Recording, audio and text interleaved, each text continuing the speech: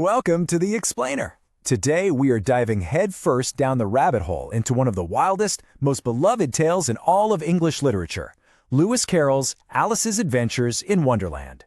We're going to peel back the layers of this absolutely surreal world, from its mind-bending logic all the way to its surprisingly deep philosophical questions.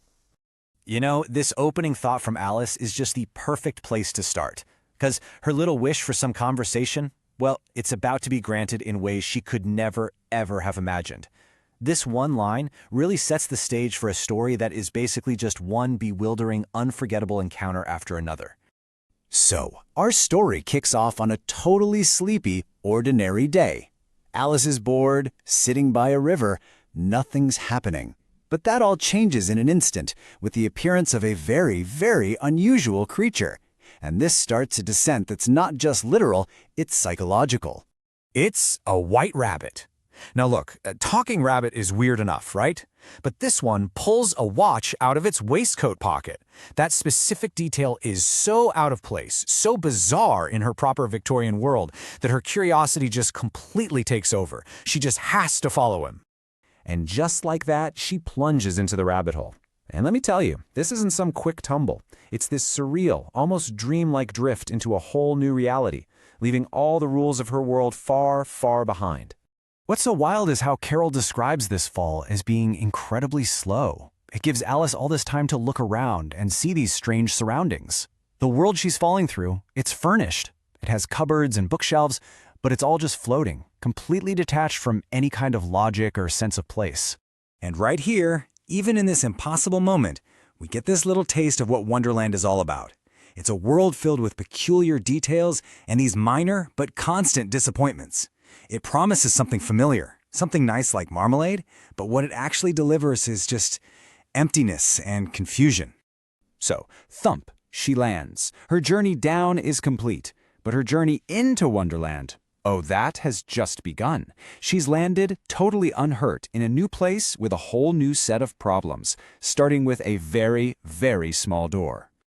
And this is our first real taste of Wonderland's, let's call it, frustrating logic. It's a world where cause and effect exist, but not in any way that makes sense to us. The solution to one problem, shrinking down to fit through the door, immediately creates a brand new one. Now she's too small to reach the key she left on the table. You see, this constant physical instability, all this growing and shrinking, it starts to trigger something much deeper, much more confusing inside her, a complete crisis of identity. I mean, if Alice's body isn't stable, how on earth can her sense of self be? She starts to question literally everything she knows. She can't even recite her simple lessons correctly. Her multiplication tables just turn into nonsense, and that's a huge sign that she is completely losing her sense of self. She isn't just in a strange land anymore. She has become a stranger to herself. And then comes this blunt, incredibly deep question. Who are you? And who asks her this? It's the next creature she meets, a huge blue caterpillar, just chilling on a mushroom, calmly smoking a hookah. This is really the central question of the entire book. Alice's answer is just, it's perfect, isn't it?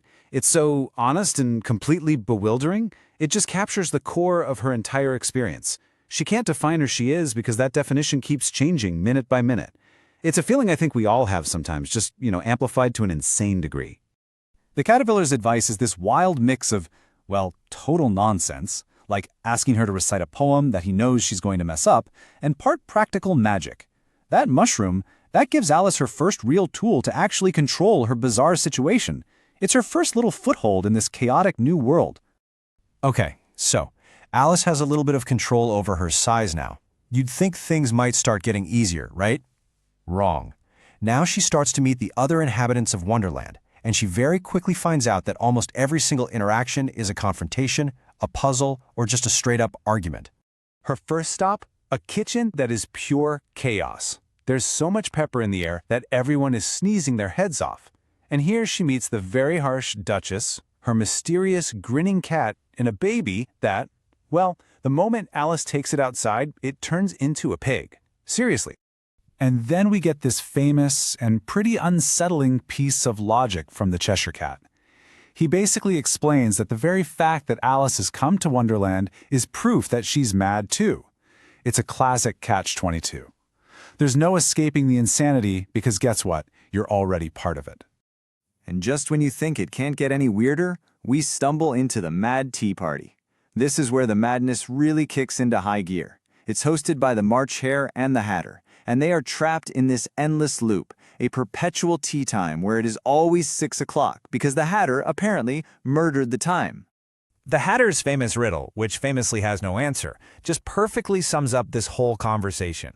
It's a game with no rules and no prize. It's only there to confuse and exhaust anyone who tries to apply normal, everyday logic to it. At long last, Alice finally makes it into that beautiful garden she's been trying to reach this whole time. And what does she find? The terrifying, tyrannical Queen of Hearts and her absolutely chaotic version of Croquet. I mean, the game is impossible, the rules make no sense, and the penalty for, well, for anything, is a swift off with her head. You know, as you go through the book, you start to realize that Alice isn't just an observer.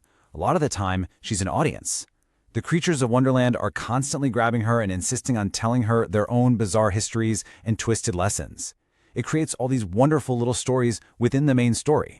Take the mouse's long and sad tail. Of course, Alice mishears it as a tail. This is one of Carroll's most famous puns. And if you look at the original book, the text of the poem is actually printed on the page in the winding shape of a mouse's tail. It's such a perfect Wonderland moment where language itself becomes this playful, literal trap.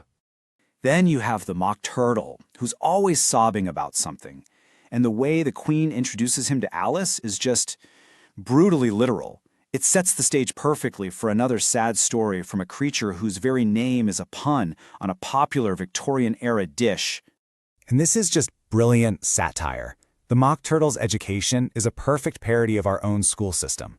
His whole curriculum was made up of puns on real subjects, like reeling and writhing for reading and writing, and he talks about it with this deep, genuine sorrow. It's just a really clever way of poking fun at the rigid and often silly education system of Carroll's time. So we're going to leave Alice's journey there for now, with this final thought from the Duchess, who is obsessed with finding a moral in absolutely everything. After seeing this whole parade of beautiful nonsense, this total rejection of normal rules and meaning, the question that's left for us is, what moral can you find in it?